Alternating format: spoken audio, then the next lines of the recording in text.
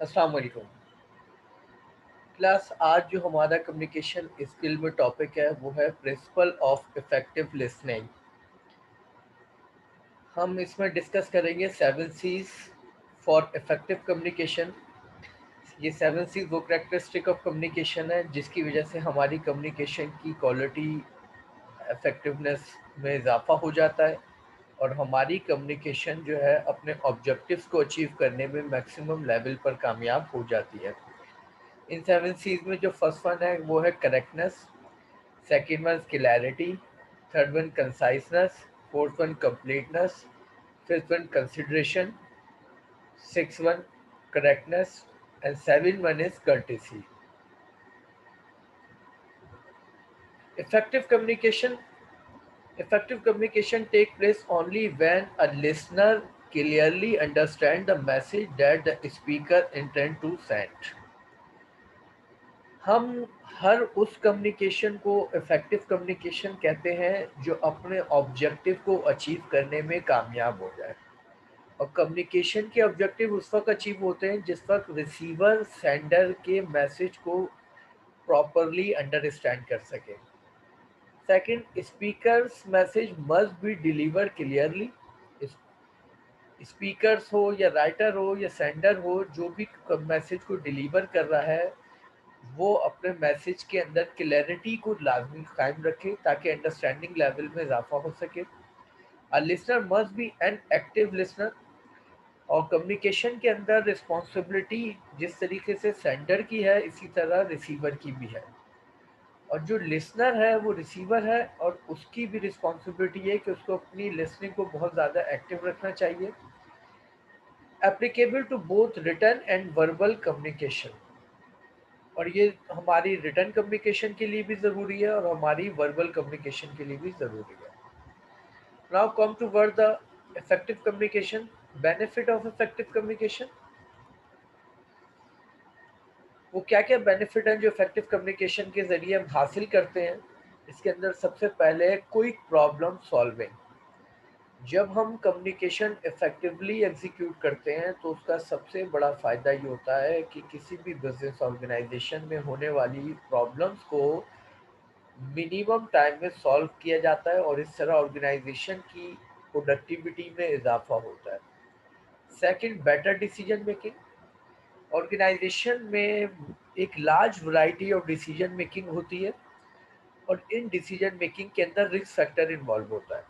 यानी अगर डिसीजन सही हुआ तो उसका पॉजिटिव रिजल्ट आएगा, डिसीजन रॉन्ग हुआ तो उसका नेगेटिव रिजल्ट आएगा। तो इस रिस्क लेवल को मिनिमाइज करने के लिए हमें डिसीजन मेकिंग के अंदर भी इफेक्टिवनेस लानी होती है और इसकी सारी डिपेंडेंसी हमारी कम्युनिकेशंस के ऊपर होती है। Second, steady work flow. हमारा जो स्टेडी वर्क फ्लो है वो स्मूथ रहता है। स्ट्रॉन्ग बिजनेस रिलेशंस, और हमारे बिजनेस के जो रिलेशंस होते हैं वो स्ट्रॉन्ग रहते हैं और हम उन रिलेशन की बुनियाद पे अपनी गोल एंड ऑब्जेक्टिव को अचीव करने में कामयाब हो जाते हैं। बेटर प्रोफेशनल इमेज, और हमारी एक्सटर्नल और इंटरनल बोथ साइड में एक बहुत अच्छा इमेज डेवलप होता है जिससे हम बिजनेस के अंदर गुडविल कहते हैं। Now come toward the 7 C's। ये 7 C's हमारे जो हैं इसके अंदर सबसे पहले है completeness, second conciseness, third consideration, fourth correctness, fifth clarity, six courtesy, seven correctness. ये वो 7 C's हैं जिनको हम अपनी कम्युनिकेशन में जब ऐड करते हैं तो हमारी कम्युनिकेशन इफेक्टिव कम्युनिकेशन बन जाती है। अब हम बात करेंगे सबसे पहले completeness. The communication must be complete. It should convey all the fact required by the audience. The sender must take into consideration the receiver's mind. जब भी आप कम्युनिकेशन करें, आप अपनी कम्युनिकेशन के अंदर ये प्राइमरी करेक्टरिस्टिक कंप्लीटनेस को लाजमी फोकस करें, क्योंकि अगर आपकी कम्युनिकेशन या आपका मैसेज इनकम्प्लीट होगा तो वो कभी भी अपना ऑब्जेक्टिव अचीव नहीं कर सकता। कम्युनिकेशन कंप्लीट कब होती है? जब हम अपनी मैसेज के अंदर, अपनी कम्युनिकेशन के अंदर वो तमाम necessary facts and figure add करते हैं जो कि रिसीवर क्या जानना जिनका बहुत ज़्यादा ज़रूरी है, जिसके बगैर वो कम्युनिकेशन को अंडरस्टैंड नहीं कर सकता। Second, sender must take into the consideration that receiver's mind, और ये जिम्मेदारी रिस्पॉन्सिबिलिटी होती है सेंडर की कि वो रिसीवर के माइंडसेट को अंडरस्टैंड करे, अपनी ऑडियंस को फोकस करे और फिर मैसेज को डिलीवर करे। Features, no curricular information is missing, कोई भी आपकी जो करिकुलर इंफॉर्मेशन है वो मिसिंग नहीं होनी चाहिए, अगर ये मिस होगी तो आपका मैसेज कभी भी कंप्लीट नहीं होगा। सेकंड, गिव एडिशनल इंफॉर्मेशन, कोशिश करें कि जो रिक्वायरमेंट ऑफ इंफॉर्मेशन है उससे कुछ ज़्यादा इंफॉर्मेशन दें, ताकि वो ना पूछे गए सवालात जो कि रिसीवर पूछ सकता है उसकी भी एडवांस में ही पहले ही आंसर दे दिए जाए। लीव नो क्वेश्चन, कोशिश करें कि आपकी प्रोवाइड करदा इंफॉर्मेशन के बाद कोई क्वेश्चन की पॉसिबिलिटीज ना बचे, ताकि मिनिमम टाइम में मैक्सिमम अचीवमेंट पॉसिबल हो सके। Check for 5W and 1H for completeness, और कोशिश करें कि आपकी जो कंप्लीटनेस है उसके अंदर ये 5 word who, what, when, where, why and how, इन सब के आंसर मौजूद हैं। सेकंड हमारे पास जो है करेक्टरिस्टिक है वो है conciseness. Conciseness, it means wordiness communicating what you want to convey in least possible words। आप जो मैसेज डिलीवर करने जा रहे हैं, आप जो कम्युनिकेशन एग्जीक्यूट करने जा रहे हैं, आज के इस जदीद दौर में इसकी सबसे बड़ा चैलेंज और इसकी रिक्वायरमेंट है कि आप कितनी मैक्सिमम लेवल पर उसके अंदर कंसाइसनेस क्रिएट कर सकें। अगर मैसेज अननेसेसरी लॉन्ग होगा, मैसेज अननेसेसरी जो है टाइम कंज्यूमिंग होगा, तो ये रीज़न बनता है रिसीवर के एरिया ऑफ इंटरेस्ट को वीक करने में, उसकी कंसंट्रेशन कम हो जाती है और ज़्यादा पॉसिबिलिटीज़ होती हैं कि रिसीवर जो है आपके मैसेज को इग्नोर कर दे। तो आपको अपने मैसेज के अंदर कंसाइसनेस को फॉलो करना है उस हद तक कि आप अपने मैसेज को कंप्लीट भी रखें और आपके मैसेज के अंदर कंसाइसनेस भी रहे। अब कंसाइसनेस के लिए जो फीचर्स हमारे पास है, हाईलाइट द मेन मैसेज, आपको अपने मैसेज के अंदर जो मेन थीम है, मेन ऑब्जेक्टिव है, उसको ऐसे हाईलाइट करना चाहिए जिसको आसानी से आइडेंटिफाई किया जा सके।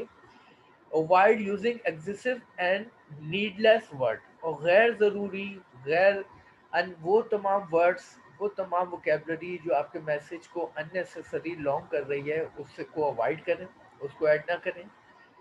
Provide short and essential message in limited word, आप अपने मैसेज को बहुत ही ज़रूरी और बुनियादी और बहुत ही महदूद वर्ड्स का सहारा लेते हुए कंपोज करें। Message become appealing and comprehensible to the audience, आपका जो मैसेज है वो बहुत ज़्यादा अपीलिंग होना चाहिए, जिसके अंदर आप उस मैसेज को भेजने का ऑब्जेक्टिव को डिक्लेयर कर सकें और आप अपनी ऑडियंस के ऊपर अपने मैसेज के ज़रिए इन्फ्लुएंस कर सकें। Next, message is non repetitive in nature, और आपके मैसेज के अंदर कोई रिपीटेशन नहीं होनी चाहिए, क्योंकि यही वो रिपीटेशन है जो आपके मैसेज की कंसाइसनेस को ख़त्म करती है और मैसेज अननेसेसरी लॉन्ग हो जाता है। थर्ड हमारे पास है एलिमिनेट वर्डे एक्सप्रेशंस, आप जो है एलिमिनेट करें वो तमाम ऐसे एक्सप्रेशन जिनकी ज़रूरत नहीं है। Use single words in a place of phrase, even western culture made a extensive use of simple one symbol words. इसकी एग्जांपल हमारे पास मौजूद है। Word they at this time, conciseness के तौर पे इस पूरे उसको डाइवर्ट कर सकते हैं हम एक वर्ड में नाउ। वर्ड एक्सप्रेशन के अंदर due to the fact that, इसको हम कंसाइज कर सकते हैं बिकॉज में। तो इन एग्जाम्पल की बुनियाद पे हम रियलाइज कर सकते हैं कि जब हम एक वर्ड में पूरा ऑब्जेक्टिव डिलीवर कर सकते हैं तो उसे हम एक सेंटेंस के बजाय एक वर्ड में कंसाइज करें इससे हमारे मैसेज के अंदर कंप्लीटनेस भी कायम रहेगी और कंसाइसनेस भी डेवलप हो जाएगी। Cut short, cut it short. आप अपने मैसेज को जो है कंसाइसनेस की क्वालिटी में मज़ीद इजाफा करने के लिए इसको शॉर्टेस्ट लेवल पर लेकर जाएं। इसकी एग्जांपल हमारे पास मौजूद है, due to the fact that. ये एक पूरा सेंटेंस है, इसको हम डाइवर्ट कर सकते हैं बिकॉज के अंदर, और इस तरह हमारा जो कम्युनिकेशन है उसकी मीनिंग में कोई तब्दीली नहीं आएगी। इम्प्लॉयड द यूज़ ऑफ, इसको हम डाइवर्ट कर सकते हैं सिंपल यूज़ में। बेसिक फंडामेंटल्स कंप्लीटली एलिमिनेट, इसको हम डाइवर्ट कर सकते हैं फंडामेंटल्स के अंदर। एलिमिनेट को हम डाइवर्ट कर सकते हैं अल्टरनेटिव के अंदर। उसके बाद है हमारे पास alternative choices, actual experiences connected together, final result, proof conclusively in as few word. तो हम इन तमाम को एक सिंगल वर्ड के अंदर डाइवर्ट कर सकते हैं, कनेक्टेड, रिजल्ट, प्रूफ, कंसाइसली। तो इस तरह हम मैक्सिमम लेवल पर अपनी कम्युनिकेशन के अंदर कंसाइसनेस डेवलप कर सकते हैं। थर्ड, नेक्स्ट जो हमारा करेक्टरिस्टिक है उसको कहते हैं consideration. Consideration means imply stepping into the shoes of others, take note of audience, viewpoint, background, mindset, education level। Consideration में हम टोटली फोकस करते हैं कि हमारे मैसेज के जो रिसीवर हैं वो कौन है, और हम अपने आप को उनकी जगह पर रखकर ये फोकस करते हैं कि अगर इस लेवल पर हम हो तो हमें कौन सा मैसेज आसान, इजी टू अंडरस्टैंड होगा, और कौन सा मैसेज ऐसा होगा जो इजी डिफ़िकल्ट टू अंडरस्टैंड होगा। तो ये वो प्रोसेस है जिससे के ज़रिए डेवलपमेंट होती है कंसिडरेशन की। कंसिडरेशन के अंदर सबसे पहला point, second point, take note of audience view point, background, mindset, education level, act. हमें फोकस करना चाहिए कि हमारे जो ऑडियंस है उनका बैकग्राउंड क्या है, उनका व्यू पॉइंट क्या है, वो किस माइंडसेट से ताल्लुक़ रखते हैं, उनकी लिटरेसी एजुकेशन लेवल क्या है। ये तमाम चीज़ों को जब हम फोकस करते हैं और फिर अपने मैसेज को उस लेवल पर ले जाकर डिलीवर करते हैं, तो हमारे मैसेज की जो अंडरस्टैंडिंग लेवल है वो मैक्सिमम लेवल पर बढ़ जाती है। थर्ड है, navigate your audience, their requirements, emotions and problem. आपको ज़्यादा कंसीडर करना चाहिए अपने ऑडियंस की रिक्वायरमेंट पे कि वो उनकी रिक्वायरमेंट क्या है। इस रिक्वायरमेंट में दो चीज़ें अहम हैं, एक उनके इमोशंस और एक उनकी प्रॉब्लम्स। उनको प्रॉब्लम्स क्या हैं, उनके इमोशंस क्या हैं। नेक्स्ट है, don't hurt self respect and emotion of audience. कभी भी आपको नज़रअंदाज, इग्नोर नहीं करना चाहिए ऑडियंस की सेल्फ रिस्पेक्ट को। कभी भी अपने ऑडियंस या रिसीवर को हर्ट नहीं करना चाहिए। आपने उनके इमोशंस को बहुत ज़्यादा फोकस करना चाहिए। इससे उनके और आपके दरमियान रिलेशनशिप के अंदर भी बेहतरी आती है। Next, modifying your word to suit the audience needs.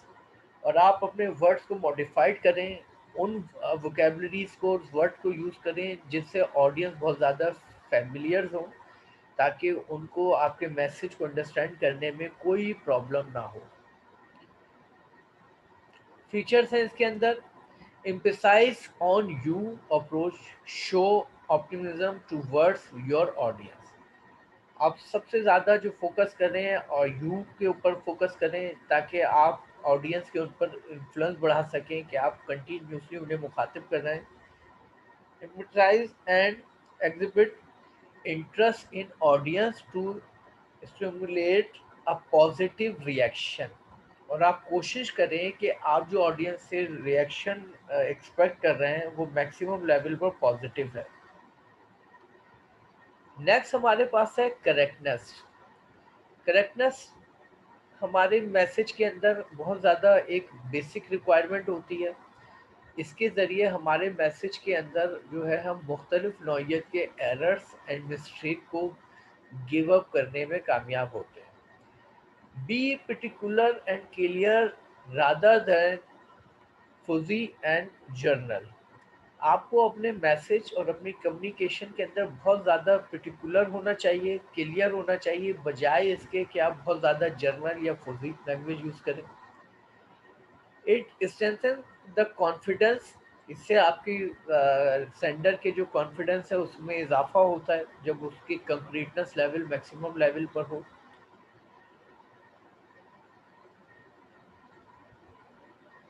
Concrete message are not misinterpreted. और जब आपके मैसेज के अंदर बहुत ज़्यादा करेक्टनेस पाई जाती है तो आपके मैसेज के अंदर यानी कम्युनिकेशन में जो एक बहुत बड़ा रिस्क फैक्टर होता है कि आपके मैसेज को रॉन्गली अंडरस्टैंड ना किया जाए, जिसे हम मिस इंटरप्रिटेशन कहते हैं, तो इसकी पॉसिबिलिटीज़ बहुत काफ़ी हद तक कम हो जाती है। फीचर्स हैं, it is supported with specific facts and figure. आप जो भी अपनी कम्युनिकेशन और मैसेज के अंदर फैक्ट एंड फिगर यूज़ करें उनके अंदर श्योरिटी लेवल होना चाहिए कि वो 100% एक्यूरेट हैं। Make use of word that are clear and that build the reputation. और आप वो वर्ड्स यूज़ करें जो आपको पता हो कि बहुत ज़्यादा क्लियर हैं और जो बिल्ड करेंगे आपकी रेपुटेशंस को। एग्जाम्पल, वेगो journal concentrate, identify precise student GM80 in 1996 the GM80 scores averaged higher 600 by the 1997 they had risen to 610। तो इसके ज़रिए हम अंदाज़ा लगा सकते हैं कि किस तरह हम अपने मैसेज के अंदर करेक्टनेस क्रिएट कर सकते हैं। नेक्स्ट हमारे पास जो करेक्टरिस्टिक है वो है clarity. Clarity emphasizes a specific message or goal at the time of reader than trying to achieve too much at once। आपके मैसेज के अंदर जितनी ज़्यादा क्लैरिटी होगी उतना ही रिसीवर के ऊपर उसका पॉजिटिव इमेज जाएगा और उतना ही आपको अपनी कम्युनिकेशन के ऑब्जेक्टिव को अचीव करने में आसानी होगी और आपके कम्युनिकेशन का जो फीडबैक है वो पॉजिटिव आएगा। अक्सर कम्युनिकेशन ऐसी होती है जिसके अंदर क्लैरिटी कम होती है, ये क्लैरिटी बिल्कुल नहीं होती। ऐसे में रिसीवर कभी भी सेंडर की रिक्वायरमेंट के मुताबिक रिप्लाई नहीं दे पाता और इस तरह जो है हम अपना एक्सपेंसिव टाइम को भी वेस्ट करते हैं और रिसोर्सेज को। Clarity beside the specific message और goal at the time of rather than trying to achieve too much at once. Message के अंदर क्लैरिटी उस वक्त ख़त्म होती है जब हम सेम टाइम में बहुत सारे मौजू को, बहुत सारे इश्यूज़ को डिस्कस एक साथ करने शुरू कर दें। इससे रिसीवर का कन्फ्यूजन लेवल बढ़ता है, क्लैरिटी कम होती है। और जब हम अपने मैसेज और कम्युनिकेशन के दौरान स्पेसिफिक इशू और स्पेसिफिक प्रॉब्लम को डिस्कस करते हैं तो इससे हमारे रिसीवर की क्लैरिटी लेवल में इजाफा हो जाता है। फीचर्स हैं क्लैरिटी के, it make understanding easier. Clarity से जो है रिसीवर की अंडरस्टैंडिंग आसान हो जाती है। Clarity of thoughts and ideas enhances the meaning. आपके जो आइडियाज और थॉट्स हैं उनके मीनिंग जो है वो आसान हो जाते हैं अंडरस्टैंड करना।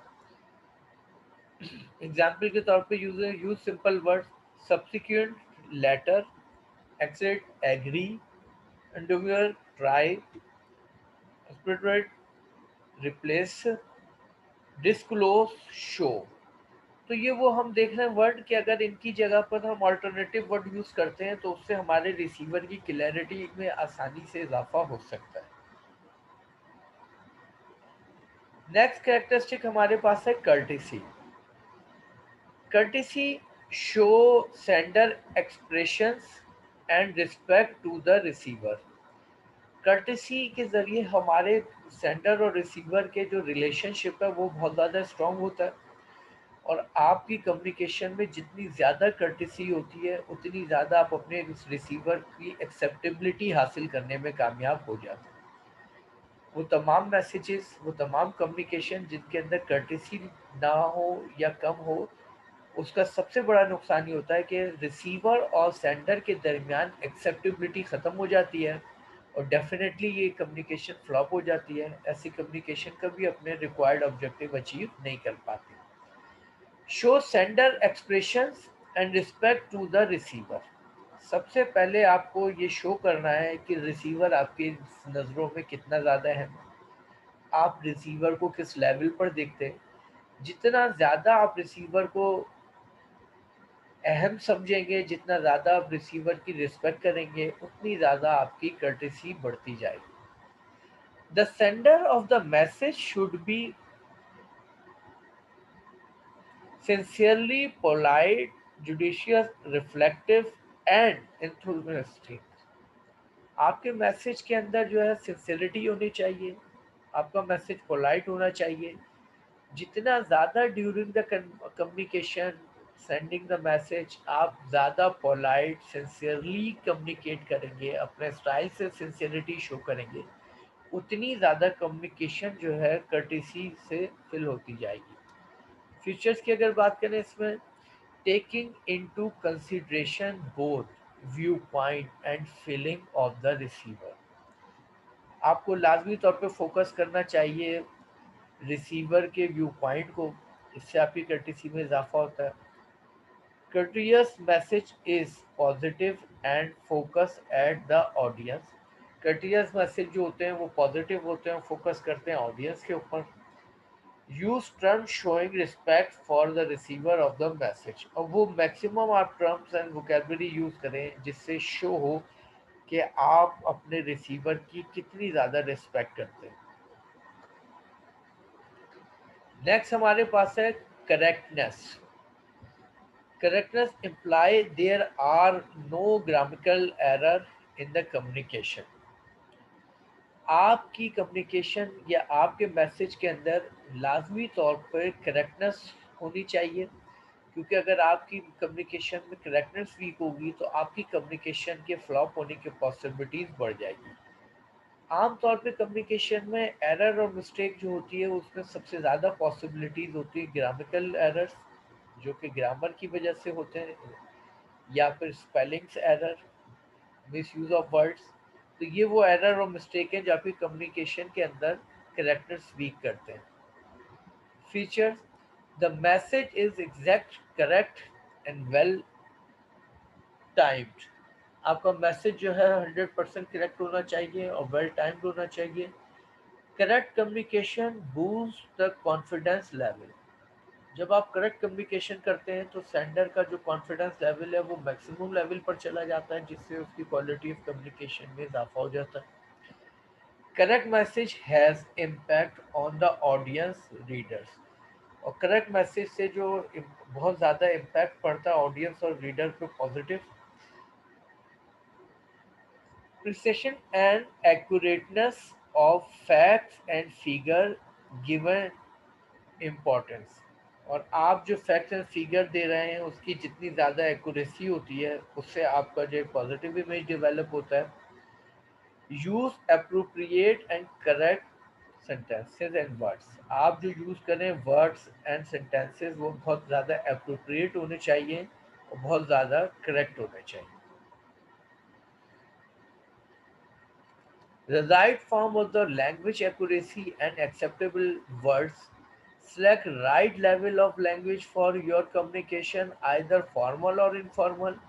Realize that the formal language is most often used in business communication. Check off the correct figure, facts, and words. Apply the principle of communication to your writing. Thank you.